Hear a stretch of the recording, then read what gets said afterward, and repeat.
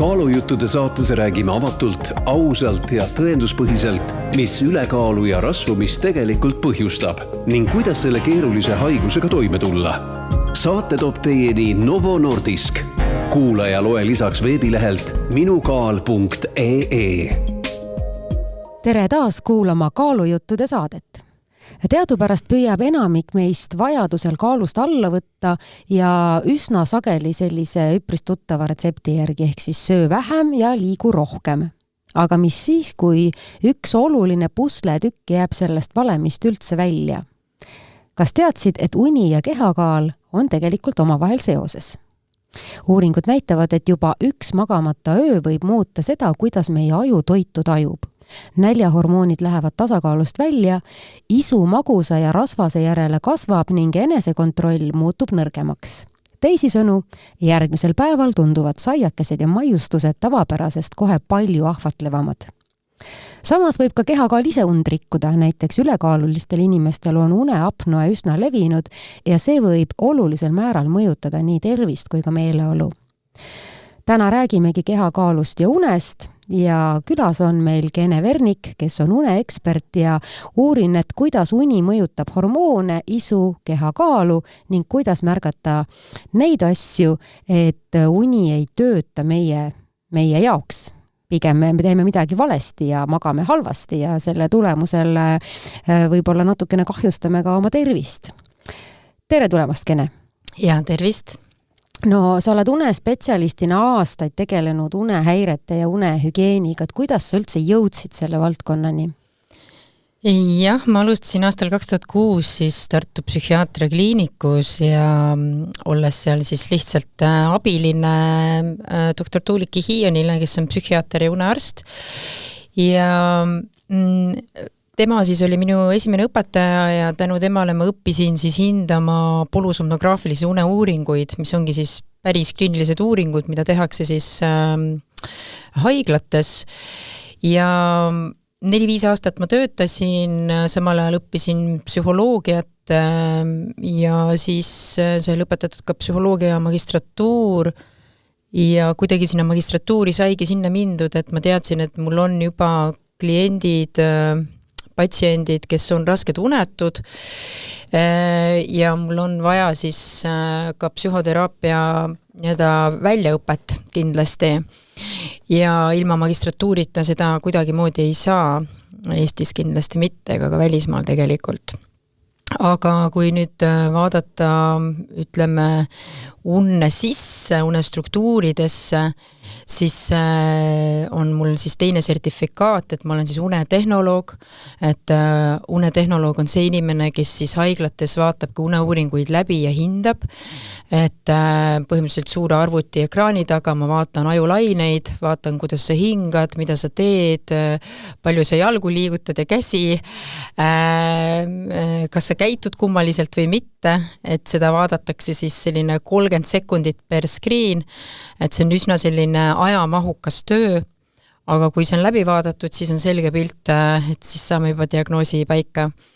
Et võib-olla siis jah, selline 2 põhikutset on mul tegelikult ja kuidagi nii hästi nad nagu koos ka töötavad, et kui vaadata unetuse patsiente, kes on ärevad ja depressiivsed ja teistpidi, kui me vaatame lapseund või lasteund, siis seal on väga oluline diagnostika, õige diagnostika ja nii edasi. Et hetkel ka siis Tartu laste kliinikus ma töötan neuroloogia osakonnas ja vaatangi neid uneuuringuid läbi ka. No kui juba inimene satub uneuuringutele, et siis on selge, et need, kes seda uuringut teevad, et oskavadki lugeda kõiki neid olulisi märke, et mis siis seda une kvaliteeti iseloomustavad, aga kuidas inimene nagu ise võiks aru saada, milliste märkide järgi, et tema uni ei ole päris selline, nagu ta võiks olla? Et tegelikult see on hästi individuaalne, kuidas unevõla sümptomid esile kerkivad, et mõni inimene ärkab hommikul kell 5 üles ja tal on peavalu, et migreenihood hakkasid kuidagi järsku kummaliselt. Teisel ei pruugi mitte midagi olla, alles kell 2 muutub lihtsalt uniseks, eks ju, et on väsimuse unisuse sümptomid. Või siis hakkab isu tõusma, et kummalisel kombel sellel nädalal söön ma rohkem süsivesikut, eks ju. Või mis iganes sellised nagu kummalised käitumised, mida sa ise hakkad nagu märkama ka.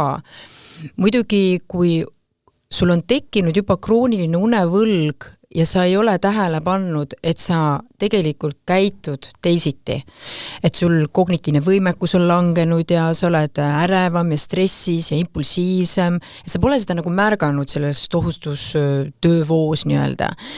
Siis sa ei pruugigi seda märgata. Ja sa panedki 20 aastat niimoodi, et sa oled tugevate unevõla sümptomitega inimene ja seda linki ei teki nii-öelda selle une vahel. Ei hakkagi tekkima, vaid sina tegeled 20-30 aastat tagajärgedega. Muudad seda dieeti, 3., 4., siis käid tolle arsti juures, 4. arsti juures, siis võtad peavalutablette, aga lõpuks jõuame selleni, et kuule, aga sa ju ei maga. Ja isegi kui sa magad, siis sul ei ole unel kvaliteeti. Päris palju ma olen rääkinud inimestega, kes lähevad nagu hilja magama, et kuidas nad jaksavad nii kaua nagu üleval olla. Ja ma olen aru saanud, et nad kuidagi ignoreerivad seda esimest õhtust tunnet, et tahaks magama minna, et siis nad hoopis kas söövad või teevad midagi ja siis see läheb üle ja siis nagu ei olegi und kuni kella 2-3 öösel näiteks. Et mida peaks nagu tegelikult tegema, kui see esimene tunne tuleb, et tahaks magama minna ja kas see sõltub ka sellest, et mis kell see esimene tunne tuleb? Jah, et ütleme, mõnel inimesel võib tulla see esimene tunne juba päeval kell 2 on ju. Et eriti kui õuni on kehv olnud, aga ütleme, et kui sa saad nagu nädal aega aru, et kogu aeg on see tunne kell 10 õhtul, et siis tasub ikkagi anda võimalus ja minna magama oodisse. Et olla nagu rohkem sõber oma kehaga, jah? Jah, et aitab küll, et ära söö ja ära hakka siin nüüd tarbima või vaatama ekraane, et proovi, mine lihtsalt magama ja proovi nädal aega olla kella 10 rütmis nii-öelda näiteks. Ja vaatad, kas see sobib sulle üldse, jah? Et see väsimus võib olla petlik, et meie tsirkadiaanne rütm või sisemine rütm on endogeenne ja väga geneetiline, et millal lükkub just sinu uni sisse nii-öelda, ja millal ta aktiviseerub ja millal tuleb oreksiin ja millal tuleb gamma-amino võihappe ja paneb sind magama nii-öelda. Et see on ikkagi väga erinev ja see väga oleneb ka päevast, mida sa sööd ja kuidas sa liigud on ja. Nii et see võib natukene muutuda igapäevaselt, et päris kell 10 võib-olla iga päev mitte, aga 10-15 või 10-15 jälle ja kõigub seal 15-30 minutit, et kui sa sinna aknasse jääd, siis on päris hästi. Ja kui sa ei jää, siis tõesti see väsimus nagu ületatakse. Ehk siis sa justkui magasid maha oma esimese väsimuse sellise surve, mida keha andis signaalile sulle teada ja hakkad tegema midagi, mis annab energiat. Ja põhienergia allikas on meil kindlasti toit. Mul juhtub mõnikord niiviisi ka, et mul tuleb see tugev tunne, et tahaks magada tegelikult teinekord mingi 7:30 õhtul. Ja siis ma mõtlen, issand, see diivan on nii mõnus ja siis ma jään sinna diivanile magama, aga kui ma olen korra juba magama jäänud, ma ei saa enam ülesse. Et mõni inimene magab väikse jupikese ära ja tõuseb ja on värske ja elu läheb edasi, aga siis mina magan kuskil kella 12-ni või 1-ni, siis ma ärkan ülesse, siis mul on kõht tühi, siis ma hakkan sööma ja siis ma lähen voodisse und ootama. Just. Aga mis ma peaks tegema, kui ma tahan juba kell 7 magama minna? Kui sa tahad kell 7 magama minna, siis ära mine ilmselgelt, sest kui sa nüüd seal teed oma mikrone episoodi ära, siis või isegi tsükliuinaku panedki 1-1,5, siis ilmselgelt sa magasid ma võin ka 2,5 tundi magada magasid vabalt. Oma sellest tulevasest ööst magasid selle esimese poole ära ja siis võid julgelt 3-4 magama minna, et pole mõtet väga vara magama minna siis.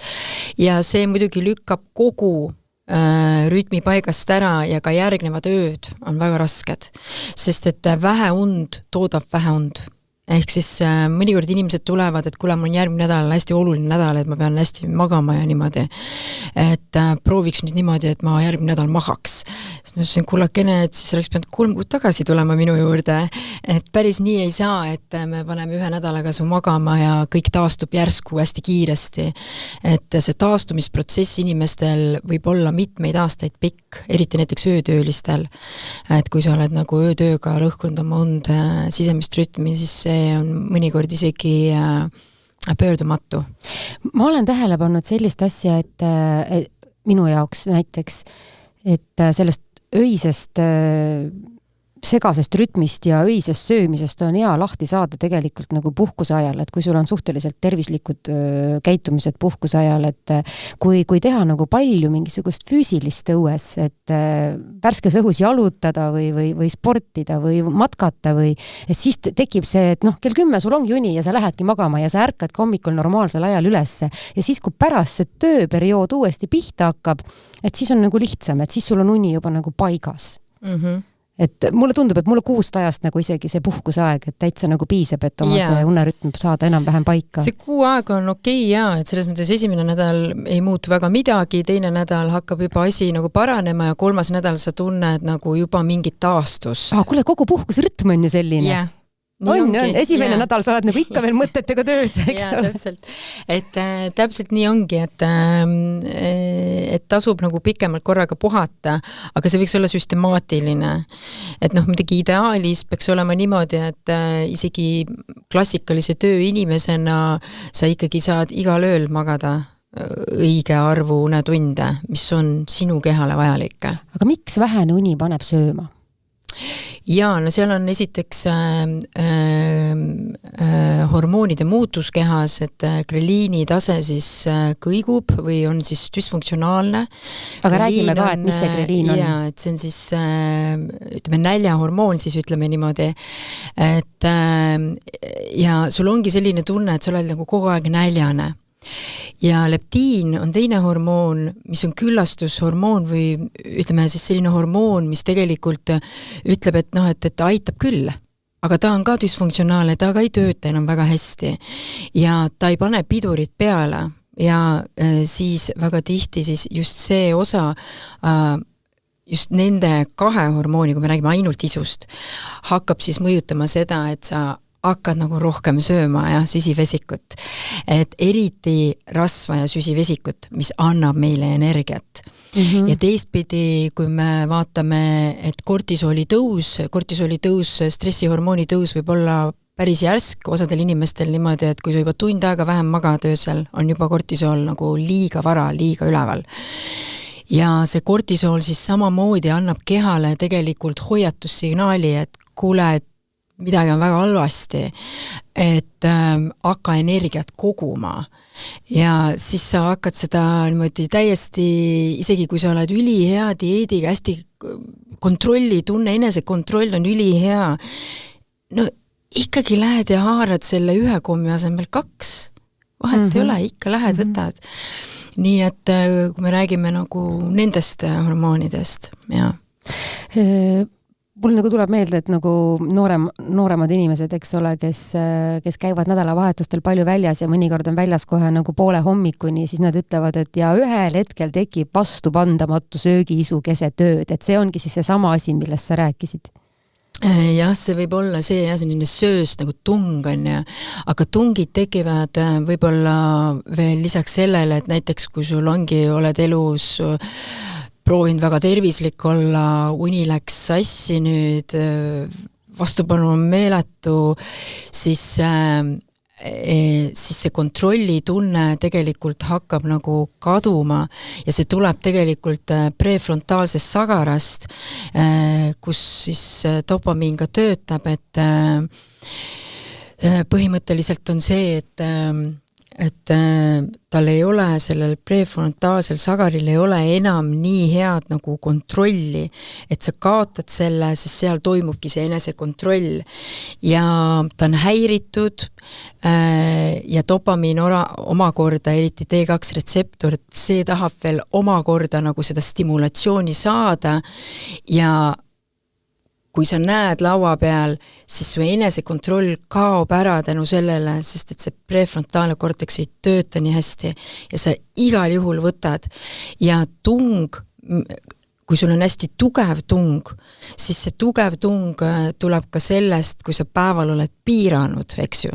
Et mõtled, et eile see nagu väga palju läks süsivesikut ja rasva, et nüüd ma täna olen hästi tubli, aga kui sa ikkagi ei maganud hästi ja sul aju ei tööta, neurobioloogia, hormoonid on dysfunktsionaalsed, sünteesid on väga kehvad, siis sa ei saa mitte midagi teha, sul lihtsalt see käsi läheb sinna ja see tung, see soov seda saada ja see dopamiini küllastus nüüd ja praegu ma tahan ja lähebki. Ja see on eriti ohtlik, kui sa veel päeval hoiad süskarit maas, süsivesikut ja rasva. Et näiteks oled ainult valgu- ja kiudainete peal, söödki ainult siin salatit, siis õhtul pane juba otsa ette kirjuta, et tuleb see söösta.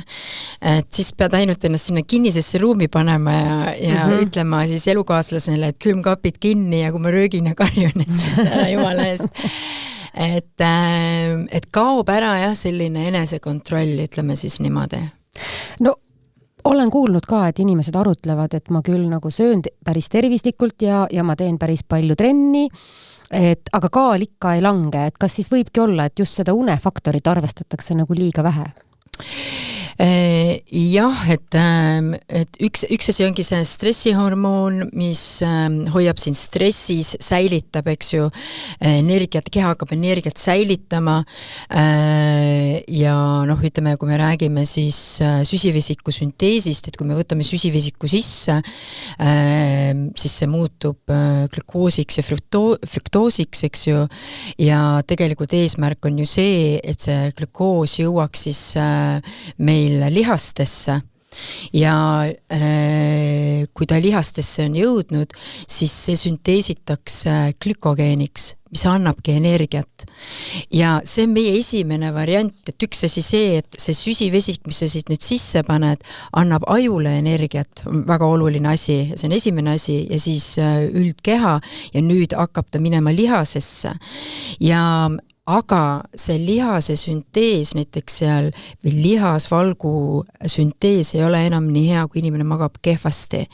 Ja just selle valgusüntees ka, mis annab sulle poweri, ehk siis ma olen nagu väsinud, et ma võin nagu trenni teha ja niimoodi, aga see ei anna ka mulle enam energiat. Ja kuna see süntees on häiritud selle tõttu, et samal ajal, kui sa süsivesikut ju sisse võtad, hakkab keha tootma insuliini, ja? Veresuhkur, see kuulus veresuhkur, mis kahjuks tõuseb ka unepuudusega liiga ülesse, ta on liiga tundlik ja mis nüüd juhtub, on see, et see insuliini veresuhkur hakkab ka omakorda häirima glükoosisünteesi glükogeeniks. Kas sa said sellest mõttest? See on üsna keeruline. Ma püüdsin jälgida. Ma usun, et kuulajad, kui te uuesti kuulete, saate sellest aru, aga see on selline suur küsimus, et mis siis kuhu läheb, on ju. Et midagi keerulist siin ei ole.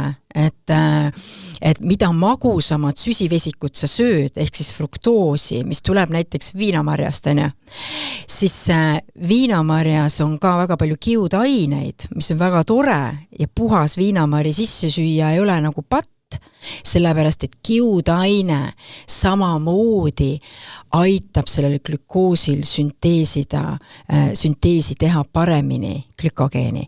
See, mis annab meile energiat, eks ju, et me suudaks käia ja liigutada seda kätt ja eriti jõudu, eks ju. Valk annab ka jõu, on ju, kui räägida valgust veel eraldi.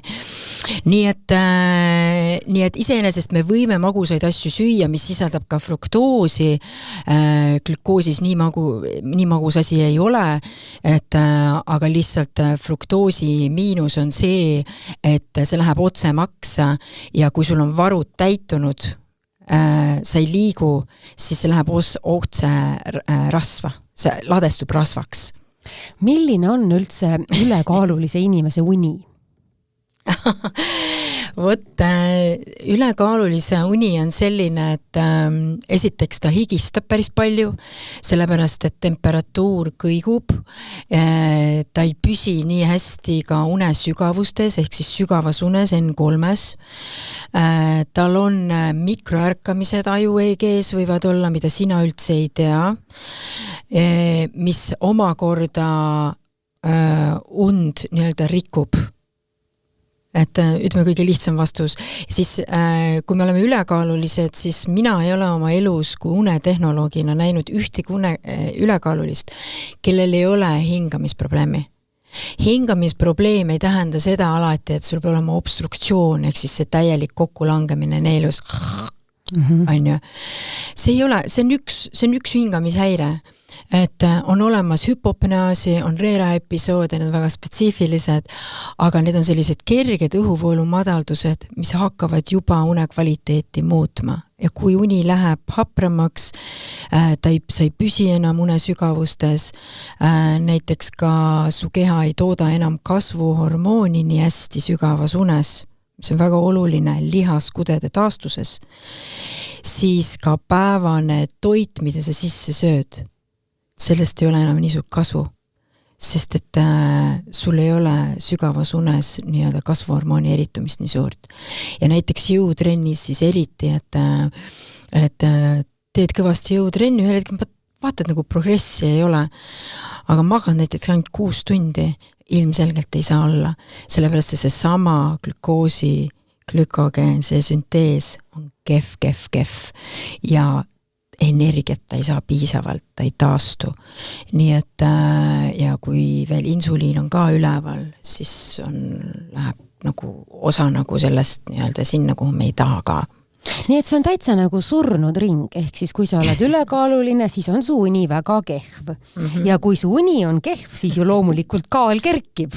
Et mulle tundub, et kes on juba sellesse ringi sattunud, et sellel on üpris raske sellest välja saada, aga kuidagi ometi tahaks, ehk siis mida teha? Ja ma võrraks lisan ka võib-olla selle eelnevale pisut, et kogu seedimine aeglustub. Just seoses greliini ja leptiini seosega ja veresuhkru tõusuga. Ja kui see aeglustub, siis on ka nagu kaalu langetamine päris kehv ja keeruline. Ja keha hakkab säilitama ka vett väga palju.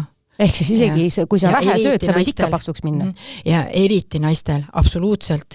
Et vaata, osad naised ütlevad, et ma siis joon vähem vett, et ma nii vett täis, aga tegelikult sa pead just väga palju vett jooma, et sa siis nagu liikuma hakkaks. Aga jaa, et see sinu küsimus oli, et mida siis... No mida siis teha, kui sellesse surnud ringi oled juba sattunud, et uni on kehva ja kaal on suur ja üks mõjutab teist? Siis esialgu me alustame siis unest, et me ei alusta üldse dieedist või mingisugusest liikumisest, vaid vaatamegi üle unekava. Et vaatame üle, kuidas sa magad ja kui kvaliteetse tund sa magad. Et kui siin on nüüd päris ülekaaluga tegu, siis on mõistlik PG-uuring tegelikult teostada ja vaadata, et ega sul ei ole uneapneat või hingamishäireid öösel. Sest kui sul need on, siis vahet ei ole, mida sa päeval teed. Sööd või liigud, ikka kõik säilib, ikka läheb hullemaks tegelikult. Nii et kindlasti peaks siis välistama kõik orgaanilised unehäired, ja? Need on siis need uneapnead ja ka rahutute jalgade sündroom on hästi selline klassikaline asi, mis võib tekkida või olla, tähendab inimesel. Ja siis, kui me näeme ära, et okei, et sul tegelikult näiteks oled ülekaalus, aga sul ei ole hingamishäiret, siis me alustamegi sellest, et me seame paika ilusa unegraafiku vastavalt sinu vajadusele ja see vajadus peab olema selline, et esialgu paneme sind võib-olla 7 tunniks ainult magama ja siis hakkame seda und siis pikendama ühele või teisele poole, nii et sul peab olema õhtuvaba ja hommikvaba, kui sa tahad und pikendada. Ja siis hakkame muidugi valgusteraapia hommikul, siis liikumine kohe sisse ja siis toit.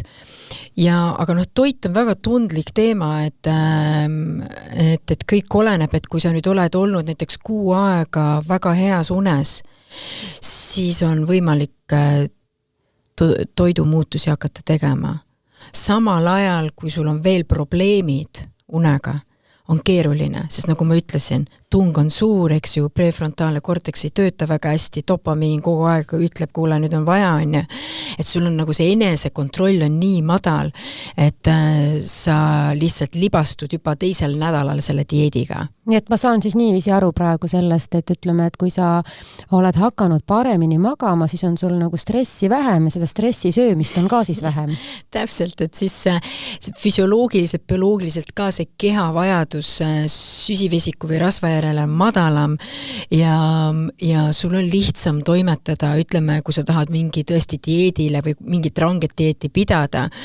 Aga nagu me teame, siis viimased 10 aastat on ju uuritud väga spetsiifiliselt neid dieete ka. Igal juhul vähese süsivesikuga dieet ei mõju sulle kehale hästi. Et tegelikult ajas sa hakkad ka ikkagi lihast kaotama, et ütleme, süsivesiku järel sa nagu lihast väga palju ei kaota, pigem on see valgu järel, eks ju, et kui sa valku ka ei söö, siis sa kaotad selle lihase ära. Aga ka süsivesik on oluline, nagu ma ütlesin, ta annab energiat, eks ju, ta on see glükogeen, mida me väga vajame sinna lihase sisse. Nii et me ei saa ilma süsivesikuta ka, nii et kõik peab olema nagu alati tasakaalus, ja? Et meil on selline tervislik süsivesik, valk ja kiudained ja kui sa tahad defitsiidis olla, siis taldriku peal on kõiki neid asju natuke vähem. Aga nad on kõik olemas, täpselt. No läheme nüüd veidi tagasi selle uneapnoe juurde, et me rääkisime, et juhul, kui siis tehakse kindlaks, et seda uneapnoed ei ole, et kuidas siis käituda, aga paljudel ülekaalulistel siiski tekivad sellised nagu ma ei tea, minu meelest küll peab pause magamise ajal hingamises. Ja siis mõnikord ma lausa kuulan, et nagu katsun lugeda numbreid, et kui kaua see paus nüüd kestab, et mul oleks ammu juba õhk otsas. Ja nüüd, kui ta natuke kaalust alla võtnud on ja nüüd minu meelest nagu need pausid on vähemaks jäänud. Just, et muidugi see ongi nagu surmaring, et kus me siis alustame, kõik korraga ilmselgelt oleks hea, aga ütleme, et kui inimene ongi uneapnea haige, siis esimene soovitus ongi kohe kaalust alla võtta, aga tal ongi see esimene aste üliraske, nagu ma ütlen, sest ta on nagu ebakvaliteetse unega, aga kui ta suudab juba näiteks 5-6 kilo alla võtta, siis saame juba nagu selle asja nagu jooksma nii-öelda. Ja tavaliselt, kui me siis oleme selle uneapnea avastanud, siis oleneb, kuidas see ravi välja näeb, et tal on ju palju lihtsam koos raviga seda teha, mitte lihtsalt kõndida ja ega see nii lihtsalt ei lähe või siis dieeti pidada, mida on veel raskem teha. Et pannakse siis üldiselt, kellel on obstruktiivne uneapnea, nagu sa kirjeldasid, et jääb paus sisse, siis enamik ikkagi suurema ülekaaluga lähevad masinaravi alla, positiivse õhurõhu masina alla, CPAP-i alla. Et ta annab siis teatud veesammast sulle õhku sisse ja osad võtavad ka välja ja hakkab ka kaal siis juba päris hästi langema, samal ajal siis hakkad korrigeerima toitumist. Et see võib-olla kombo on, ütleme, kõige parem alguskombo, pluss siis ka väga teadlik liikumine, et kui me saame juba seal 10-20 kilo alla, et siis saame võib-olla ühel hetkel isegi masina maha, eks ju. Et need on nüüd, see jutt käib ikka selline üle 100 kiloste, aga näiteks seda masinaravi vajavad ka kerged norskajad, et näiteks kui sul ei ole enam midagi opereerida, jah, põhimõtteliselt kõik on nagu korras, lihtsalt anatoomia on selline, et sa norskad, siis paljudele antakse ka masin ja sa enam ei norska, sa ei kuule seda norskamist. Sest norskamisega tekib igal juhul mingisugune kerge takistus, nagu neelus või ninas oleneb ja kui me vananeme, siis neelu kaar ikkagi vajub alla ja neelulihased on nii-öelda laisemad ja seal see vibra ikka tekib. Vahet ei ole, kui peenike või paks sa oled tegelikult kaus olla. Et siis seda on väga raske kontrollida. Nii et mida vanemaks me saame, seal 70 pluss näiteks pigem, siis seal juba ka lihastoonus muutub nii palju, et see norskamine ja ka uneapnea võib tulla sulle kergemalt ligi nagu. Nii et siin on nagu erinevaid viise, see on hästi individuaalselt lähenetav, et kuidas siis me sekkume just sellel patsiendil. Kõik oleneb ka tema üldisest tervislikust seisundist, Ma olen näinud ka 150-160 kiloseid inimesi, kes ongi siis voodihaiged, et kas sealt on võimalik tulla alla absoluutselt, aga see on meeskonna tulemus, et see on kontrollitud toitumine, tal on meeletu tung saada kõike seda, aga põhimõtteliselt tal pannakse kanüüliga asjad sisse ja nii ongi. Ja lõpuks, kui ta saab sealt nüüd alla, siis paneme taga liikuma ja rohkem neid asju tegema, mis hakkavad toetama seda une kvaliteeti veel rohkem. No kui ülekaaluline inimene ütleb, et et aga mis sellest, et mul see uneapnoe on või et mis sellest, et ma norskan, et mind ennast see ju ei sega, siis mida see tegelikult tema organismile teeb? No ega see järjest enam läheb see hullemaks, see teeb seda, et sul tekivadki veresoonkonna haigustest midagi. Et kõrge vererõhk on esimene asi, kohe diabeet sinna otsa, et ja no siis tulevad ravimid peale. Iga ravim, mis sa sisse võtad, mõjutab und, ka kõrge vererõhu ravim mõjutab une kvaliteeti. Ja südametegevust tegelikult, nii et siis sa saad lihtsalt korjad endaga kaasa, kui sa ei ravi, ei tegele sellega palju kroonilisi häireid ja haigusi, mis lõpevad insuldi, infarktiga. Et see on statistiliselt kõige kõrgem oht hetkel ühiskonnas. Veresoonkonna haigused, vähenuni, see on otsene link. Ehk siis ütleme nii, et kui inimese elustiil on selline, et tal on istuv töö, ta istub ka vabal ajal, ta sööb ebaregulaarselt ja mitte väga tervislikult, ta eriti ei liigu, ta laseb oma õige uneaja mööda, ta ei maga eriti, ta lisaks veel ka norskab, siis ongi tulemuseks kõik need haigused, mida sa praegu siin loetlesid. Ja no ta sureb varem ära. Ta annab varem otsad, et see on ka, me teame longituuduuringutes, me näeme seda, ta sureb lihtsalt mõnda kroonilisse haigusesse. Et võib-olla oleks peab ta vastu 90. eluaastani, aga läheb 76-selt, Et sa kaotad võib-olla 15-20 aastat. Praegu me nagu mõtleme, et kui me oleme elus kõik siin niimoodi no kui sa oled 50, siis sa mõtled, ma ei tea. See on jumal 75, aga et võin siin ka surra, Aga tegelikult on see, et mida varem sa hakkad tervislikumaks oma elus, alates lapse east, kui sa sünnid, oled juba tervisliku eluviisiga, ilmselgelt sa elad kauem. See on fakt.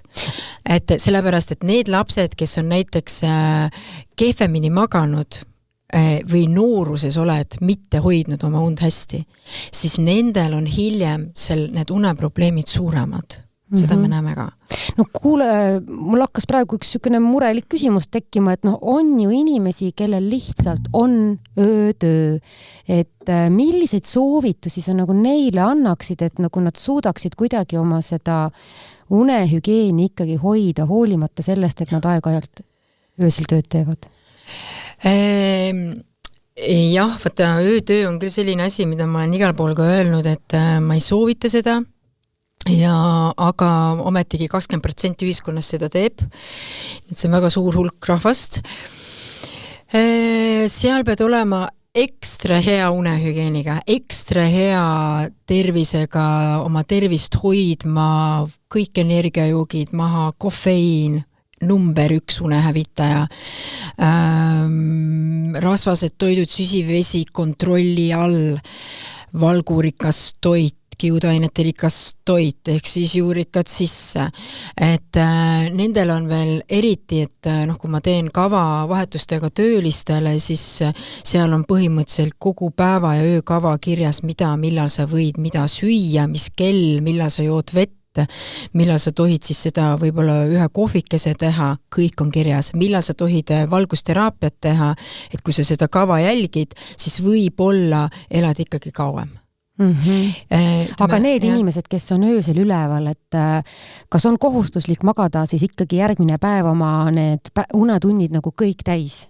Ei, see nagu järgi väga midagi ei saa magada.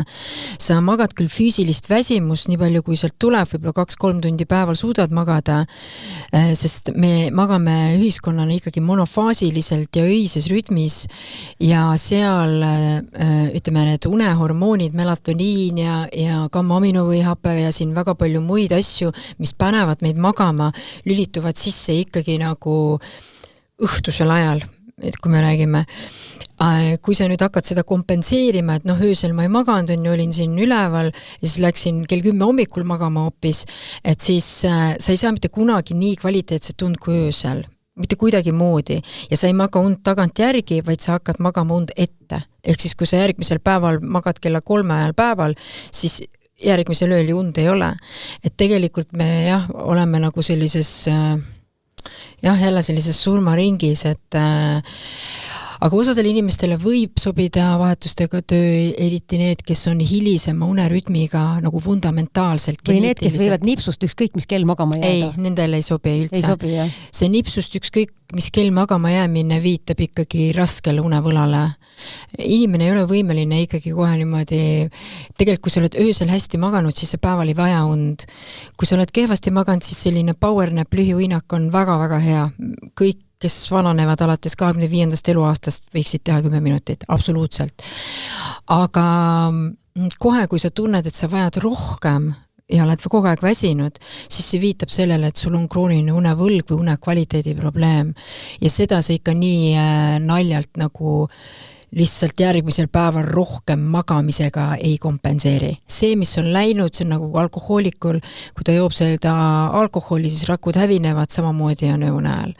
Sellepärast, et aju koguneb päevasel ajal beta-amuloidi sellist mürkainet, mis hakkab neurotransmitterite tööd nagu aeglustama, teeb sinu aju aeglasemaks ja vastuvõtlikumaks paljudele stiimulitele, mis tähendabki seda, et kui sa nüüd kohe ära ei maga, siis teda lihtsalt kuhjub seda mürkainet iga järgnev päev juurde, kuni sa siis lõpuks nagu kukud ja siis saad järjest võib-olla 10 tundi ära magada, aga see ei ole piisav, sest sa kaotasid kõik need 40 tundi, mis siin eelnevalt oli.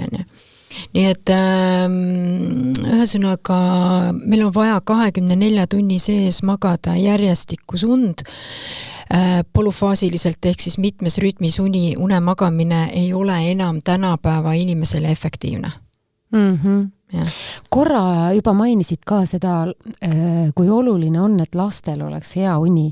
Et ma olen siin kaalujuttude saadet tees rääkinud ka lastearstidega ja endokrinoloogidega, kes tegelevad lastega ja nemad ütlevad, et ülekaalulisi lapsi on üha rohkem ja nad seostavad seda ka muidugi vähese liikumise, vale söömise ja nutisõltuvusega.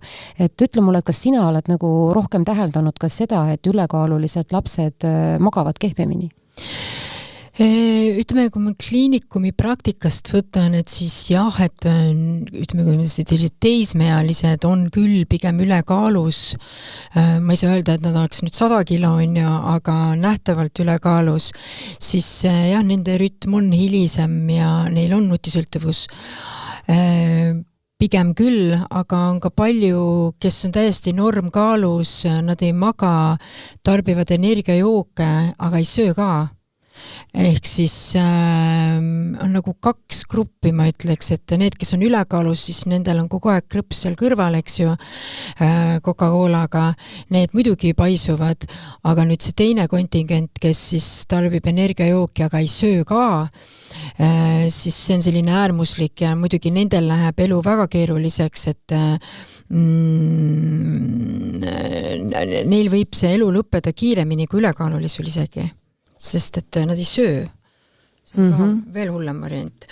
Aga tendents selles mõttes küll et absoluutselt, et lapsed, kes ei maga, nendel on eeldus selleks, et nad hakkavad juurde võtma. Aga see ülekaalulisus on väga geneetiline. Et ma ütlen, et mõni, kes üldse ei maga, ei pruugi olla üldse nii ülekaalus, et see on nii ja naa. Ma ei ole viimaseid uuringuid nagu vaadanud, et kuidas seal see korrelatsioon nagu on. Aga korrelatsioon on kindlasti sinna poole, et need, kes ei maga, on pigem ülekaalus. Kui nüüd tahab inimene oma und parandada, siis millised need esimesed sammud on, et mida tuleks võtta ette, et näiteks, et ütleme, kui see probleem ei olegi nii suur, et minna une eksperdi juurde, et mida nagu ise saaks ära teha, et kui sa juba oled nagu tajunud, et ma tegelikult võiks magada paremini, ma võiks magada rohkem. Siis Ütleme, selline esimene asi on, nagu ma eelnevalt ütlesin ka pisut, et sa korrigeerid ikkagi oma unegraafiku paika, et sa paned oma kindla ärkamiskella, mis on kooskõlas siis võib-olla sinu sotsiaalsete asjadega, eks ju, või töögraafikuga ja alustadki võib-olla sealt 7 tunnist ja hakkad seda natuke juurde kasvatama, ehk siis lähed iga kord ka natuke varem voodisse seni, kuni sa tunned, et tegelikult unesurve ei ole enam nii hea, et sa nagu katsetad ja leiad siis oma õige unehetke, et näiteks 22-30 leidsid, on ju. Ja sa pead jääma selleni nagu püsivalt. Et seda püsivust tavaliselt ei ole, on ju, aga prooviks jääda püsivalt ja püsivalt ärgata ka ja nädalavahetusel kindlasti ei tohiks magada väga palju üle oma ärkamise ajast, et kui tööpäevadel pead ärkama näiteks kell 7, et siis vabadel päevadel väga üle 8 sa magada ei tohi. Aga mis siis juhtub või miks ei tohi? Küll ma tean palju inimesi, kes panevad lõunani nädalavahetusel. Vot see ongi see, et sa hakkad siis järgmist tööd edasi magama või ette magama nii-öelda. Et sa magad selle tükikese sealt ära, siis õhtul enam magama ei jää, kell 10.30 on ju.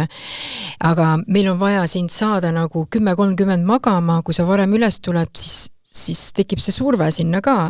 Aga kui sa ei tule, kui sa teed veel pika uinaku, siis sa magasid selle asja ette ja sa ei saa hoida seda graafikut, sellepärast et 10.30 und ei tule. Nii et sa teed endale karuteene, nii et selles mõttes see on nagu esimene asi ja siis on muidugi kõik see, et õhtul ülesöömist ei tee, et õhtusel ajal, kui sa tahad midagi süüa üldse, ütleme, et mingi snäkk, siis kõige parem ongi tõesti selline valgurikas allikas, millel on palju trüptofaani. Trüptofaan on selline aine, millest toodetakse lõpuks melatoniini, unehormooni, nii et tegelikult pähklites, banaanis, valgurikastes toitudes seda trüptofaani leidub, nii et selline kreeka jogurt, pähkli ja natukene puuviljadega ei ole patt, näiteks 2 tundi enne magaminekut süüa, et päris tühja kõhuga ei tohiks minna magama, siis hakkab ka keha läheb ärevaks või läheb stressi. Ja viimane toidukord võiks toimuda siis selline 5 tundi, 4 tundi enne magama minekut, see suurem toidukord. Et siis see seedimine võtab seal 4-5 kuni 6 tundi aega, et siis on kehaga maha rahunenud lõpuks selleks ajaks, kui sa sina magama lähed. Sest seedimine tõstab kehatemperatuuri, aga meil on vaja langetada kehatemperatuuri. Nii et selle toiduga peab ka päeval nagu korrigeerima päris korralikult, et ta toetaks seda sinu unerütmi. Ja teine asi on siis liikumine on ju. Et liikuma peaks inimene selline 1,5 tundi iga päev ja korralikult. Et mida vanemaks me jääme, seda intensiivsemaks lähevad treeningud ja peavadki minema, eriti naiste seas, et naise keha on mehe kehast täiesti erinev ja treeningprogramm peaks olema ka täiesti erinev, nii nagu Stacy Sims seda räägib väga palju, eks ju, üks kuulus teadlane. Nii et ühesõnaga neid nüansse on hästi palju, kui ma niimoodi ütlen. Milline su enda uni on? Mina olen juba noorest east väga hea unehügeeniga. Ma pean ütlema, et mul on juba fundamentaalselt, geneetiliselt ülihea enesekontroll. Ma võin ka 12 tundi väga rasket kognitiivset tööd teha, kirjutada, ma ei tea, mingi teadusartikli põhimõtteliselt ümber, aga see on nagu geneetiline, on ju, et ma suudan seda teha. Ja siis on see, et ma suhtlen oma pereliikmetega, et kui mul laps sündis, et siis samamoodi, et ma teadsin, et uni on nagu nii kõige olulisem, et olla normaalne ema, peab olema nagu, ma pean magada saama. Et siis sai nagu jagatud kohustusi ja see väga palju aitab, et ja ma teen väga palju trenni, et ma arvan, ma olen kindlasti tervisesportlane, et ma olen juba aastaid teinud jõutrenni ja kardiotrenni ja spinni ja nüüd on muidugi padel. et ja toitumine on eriti hea, et väga järjest enam, kuna ma olen ise ka üle 40, siis seal ongi see, et järjest enam ma toon nagu valku sisse nagu, et sest lihasmass hakkab nagu hääbuma, et enam ei ole nii lihtne, et kui vanasti olid jõukas, siis vaatasid, et 3 kuu pärast on juba päris hea olla, päris ilus, siis nüüd enam ei ole nii lihtne. Et sa ei saavuta seda keha või säilita seda keha, kui sul ikkagi häid asju mängus ei ole. Ja intensiivne trenn peab olema. Ja naistel hakkabki keskeas see kehakaal sinna keha keskele kogunema ja kilosid tuleb juurde ja tee, mis sa tahad, muud kui tuleb ja tuleb. Et kuivõrd see on unega seotud? Või siis on ikkagi rohkem trennis asi sellisel juhul? See on geneetiline, kas sa kogud tagumikku või kogud nagu kõhupiirkonda. Tuleb oma vanemaid vaadata? Tuleb natuke vanematele otse vaadata, mammadele nii-öelda, et kus seal siis on, aga põhimõtteliselt et me salvestame rohkem ja see periood naisel, ütleme 35 pluss hakkab juba ju meil siin osadel perimenopaus, et siis me peaksime just hästi intensiivseks minema, aga just sellel perioodil nüüd naised hakkavad alles sünnitama ja siis on selline aeg, kus sa nagu ei jõua iseendaga nii palju tegeleda ja nüüd, kui sa oled jõudnud nagu sellesse päris keskea ikka, siis on juba pekkis otseses mõttes, et liiga palju on lisa tulnud ja võt seda maha saada 45-sel või 40-sel isegi, näiteks kui sul on 10 lisakilo, on raske. See on võimalik absoluutselt, aastaga on ka võimalik. Sa pead olema defitsiidis, sul peab olema kõik paigas, tugevad trennid, kardiod, värgid, särgid, 6 päeva nädalas kindlasti, 5 kindlasti mitte, 6. Et see, kui vanasti räägiti, et 2-3 trenni nädalas, siis on kõik hästi, siis meile, meie naistele, see ei kehti. See on nüüd need viimased 10 aastat. Rohkem trenni ja paremini magada ja paremini süüa. Ja selle jaoks on vaja ressurssi, aeg on see ressurss, mida me siis taga ajame. Ja selle taha jääb palju ja ka keskkond, et kes on sinu kõrval. Kui sul on kõrval ikkagi inimene, kellel on täiesti gamma 2, mida sina teed, ta ei toeta sinu eluviisi, siis tegelikult on psühholoogiliselt üliraske nagu hoida ennast nagu korras.